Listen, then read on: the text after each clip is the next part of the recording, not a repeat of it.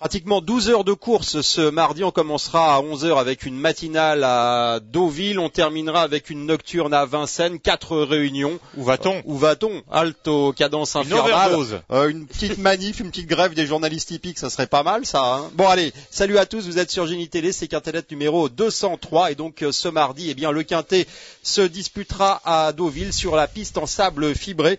Après le forfait du numéro 13, le Trillion, ils ne seront plus que 15 au départ de ce Quintet Plus. Pour l'étudier, j'ai à mes côtés Julien Van den Doren. Ouais, salut Patrick, salut Hubert, salut à tous. Et donc Hubert de Bruyne. Salut les amis. Allez, on attaque avec l'As Rento, Julien, qui reste sur une deuxième place dans un Quintet Plus à Toulouse. Ouais, c'était superbe, hein. Ce jour-là, il a longtemps musardé à l'arrière-garde. Rento, il a tracé une fin de course vraiment extraordinaire.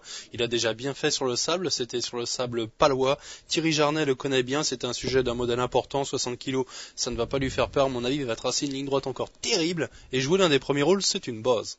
Hubert. Julien a bien résumé la situation, c'est une priorité dans ce quintet. Effectivement, en 39 de valeur, il a montré qu'il était compétitif.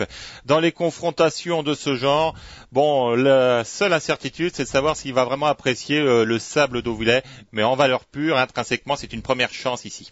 Le 2, c'est Green Tango. Il reste sur 2 secondes places consécutives à Chantilly et Saint-Cloud, Hubert. Effectivement, sa forme ne fait aucun doute. Il est entraîné sur place. C'est un concurrent qui apprécie tout particulièrement la PSF de Deauville. Et malgré une marge au poids réduite, je pense qu'il faut absolument le retenir. C'est vrai qu'il a déjà gagné sur le parcours. Ouais, c'est vrai. Puis en théorie, en valeur pure, on est obligé de le retenir. Ce Green Tango, ce qui m'inquiète un petit peu, c'est le seul fait qu'il ait couru quand même à de nombreuses reprises quand même depuis le début de l'année. Il peut pêcher un petit peu, maintenant il a repris un petit peu de fraîcheur lors de ses plus récentes sorties, mais c'est une priorité malgré son poids. Allez, le 3, c'est Desert Plus, de la fraîcheur il en aura parce qu'il est absent depuis 3 mois, mais absent depuis 3 mois, c'est quand même pas terrible ça. Ouais, mais je pense qu'on l'a un peu préservé peut-être pour cette course, un cheval qui d'ailleurs est confirmé sur cette piste, il est hérité d'un bon numéro dans les boîtes de départ, je pense qu'on va vite le voir occuper une bonne position, si on vient pas trop le chatouiller durant la course, il risque d'imprimer un train, et il risque peut-être d'endormir un petit peu ses adversaires et repartir au début de la ligne droite et pourquoi pas créer une petite surprise, j'aime bien. Hubert.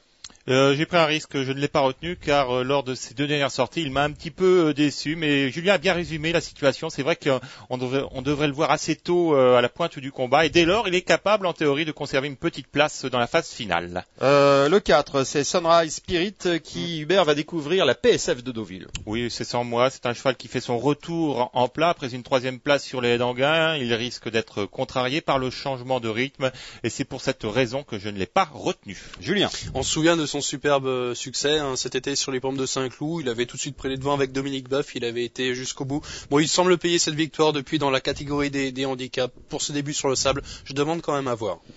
Alors on va voir, et on passe au 5 à l'art qui est confirmé dans les gros handicaps mais qui découvre lui aussi la PSF de Deauville. Voilà, puis il paye une petite pénalisation au poids due à son succès dans un quintet fin septembre à Acran.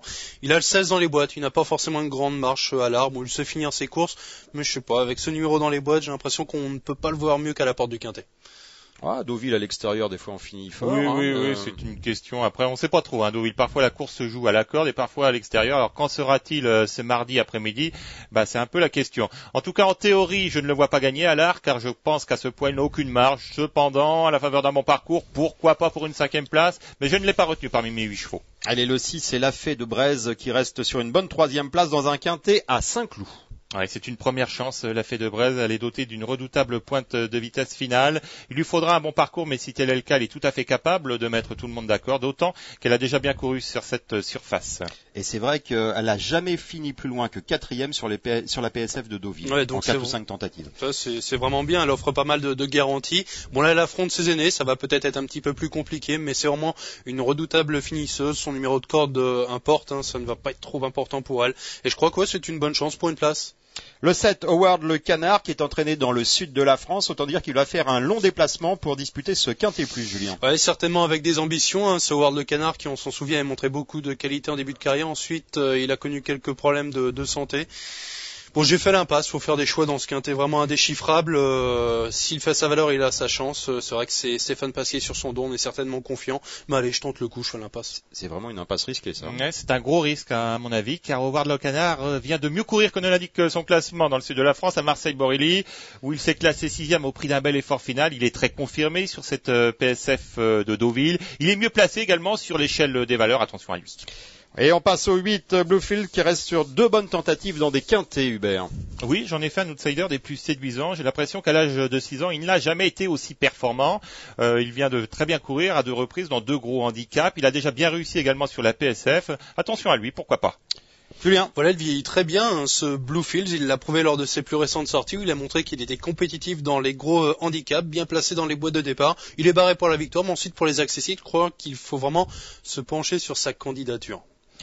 Il faut se pencher, mais il faut pas tomber, et pour pas tomber une page de pub. Tiens, allez, c'est parti. Ça ne veut rien dire, mais c'est un lancement quand même.